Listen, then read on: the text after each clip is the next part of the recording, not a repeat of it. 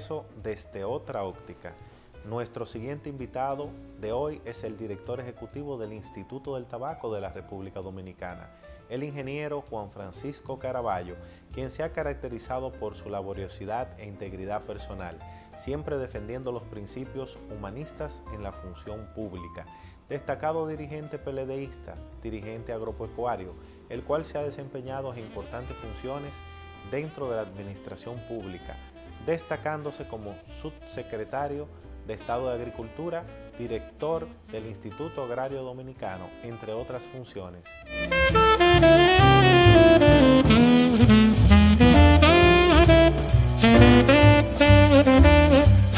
El director del Instituto del Tabaco de la República Dominicana, el ingeniero Juan Francisco Caraballo, está esta noche más de cerca. Bienvenido, ingeniero. Buenas noches, gracias por la oportunidad. Aquí estamos a sus órdenes y de todos los televidentes.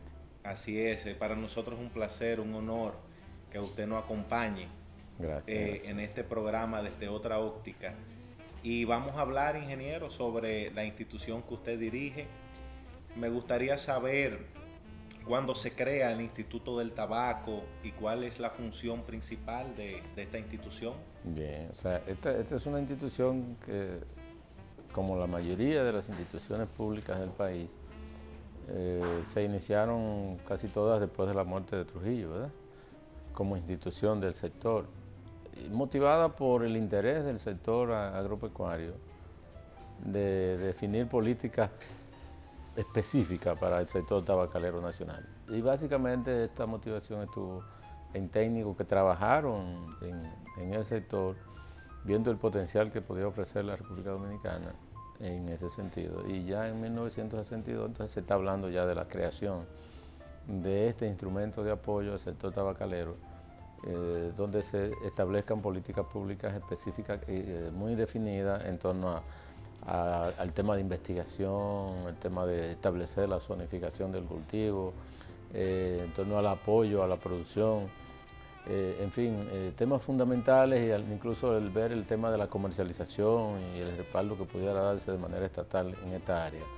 Entonces ya el 15 de junio formalmente se oficializa y posteriormente fue modificado, volvió de nuevo a pasar en vez de ser instituto a ser parte del Ministerio de Agricultura, hasta que finalmente en el 2001 se emite la ley 165-01 que le da la autonomía y le da toda la base legal para que funcione como institución de carácter estatal con recursos asignados, diríamos, por el Ejecutivo mediante ley.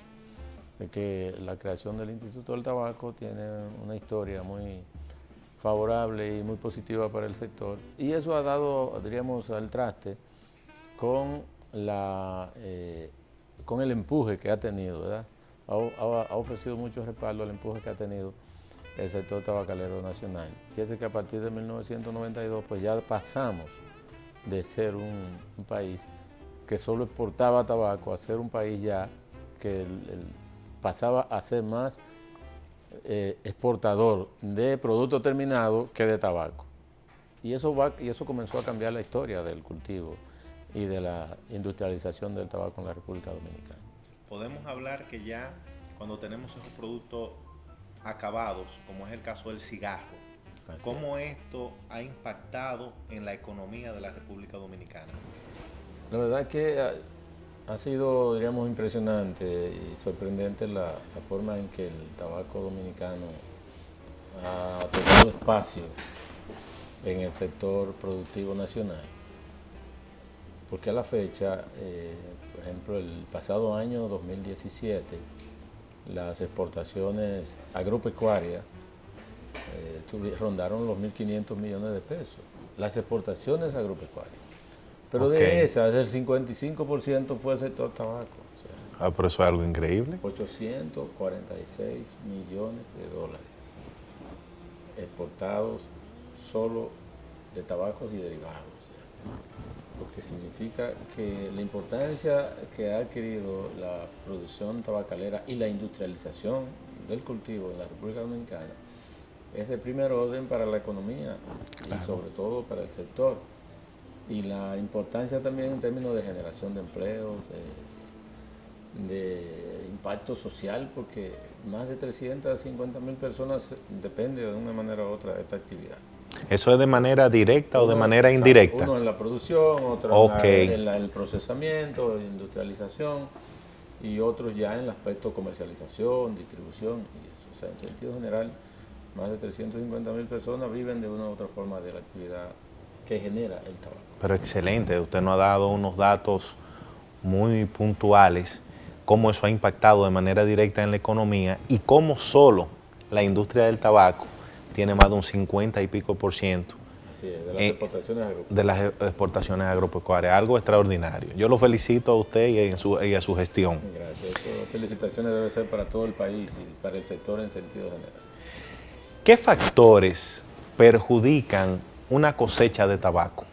¿Qué podríamos decir? Por ejemplo, sabemos que si en el país hay sequía o hay mucha lluvia, por yo decir algo, sí, ¿qué factores podrían perjudicar que una cosecha sea mala, sea buena o tenga algún tipo de dificultad?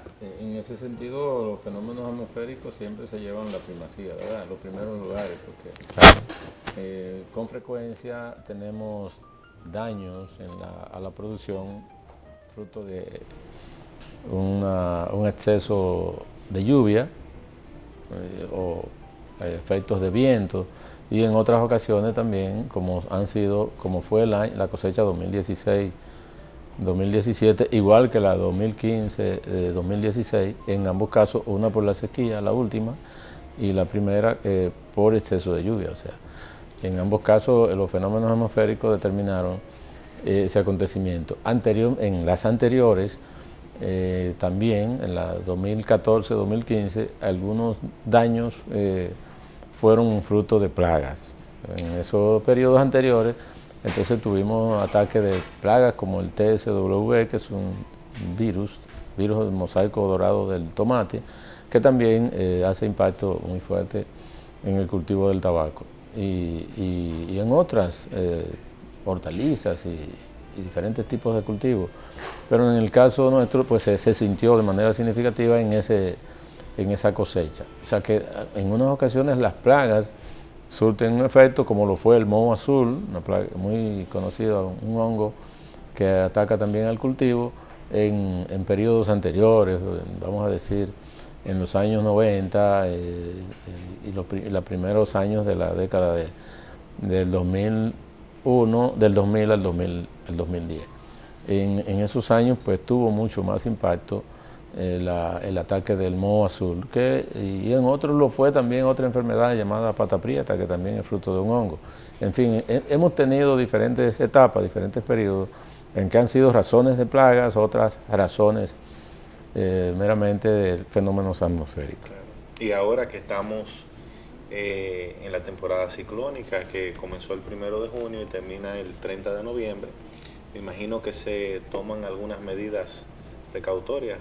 Sí, generalmente todo el sector se prepara para la eventualidad que pudiera ocurrir en términos de los fenómenos atmosféricos, y uno orienta adecuadamente a los productores a través de nuestro equipo técnico sobre las medidas preventivas que se deben tomar tanto a nivel de almacén, claro, como a nivel de los campos, con la particularidad de que cuando inicia la siembra de tabaco formal, pues casi va en su etapa avanzada, va ya muy avanzada el periodo de la temporada ciclónica, que no incide de manera directa tanto, sino las lluvias ya de invierno. Ahora nosotros vamos a la industria del tabaco, vamos a ver el FODA, lo que son las oportunidades, las amenazas, las debilidades que tiene la industria. Bien. ¿Cómo usted podría definirnos eso? Hay varios elementos en los que nosotros nos estamos enfocando. Nosotros ya estamos este año concluyendo lo que ha sido los primeros 5 años del plan estratégico del sector tabacalero. Y en ellos, en su fase de preparación, pues una de de los elementos que se abordan y se analizan bien es todas las fortalezas, debilidades, amenazas y oportunidades que pudieran tener el sector. Y para nosotros, debilidades, podríamos considerar que en el caso del sector productivo, los productores, los pequeños y medianos productores, aún no superan tradiciones que han sido parte de ellos, como es el caso de, después de cultivado el tabaco, ese tabaco es llevado por ellos a lo que ellos le llaman ranchos, pero ranchos abiertos que no ofrecen ninguna garantía para la mejoría de la calidad de esa hoja de tabaco. Claro. Ni seguridad. Ni seguridad, porque nuestros productores son muy buenos produciendo tabaco, pero procesando el tabaco hay muchas debilidades. Y eso es lo importante a partir de ahí, porque lo que vale, lo importante en la industria es la hoja de tabaco.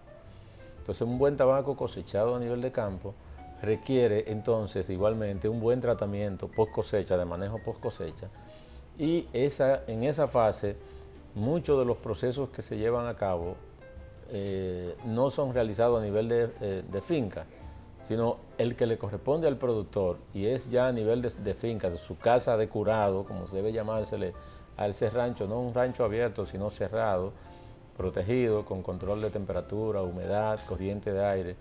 Y en ese rancho, casa de curado, cerrado, entonces se le da la primera etapa del procesamiento a esa hoja de tabaco. Si todos los productores de tabaco de la República Dominicana ya hubiesen aplicado esa técnica de cerrar sus ranchos y darle la primera fase del proceso de fermentación a esa hoja de tabaco, entonces los resultados a nivel de industria fueran mucho mejor. Y explico.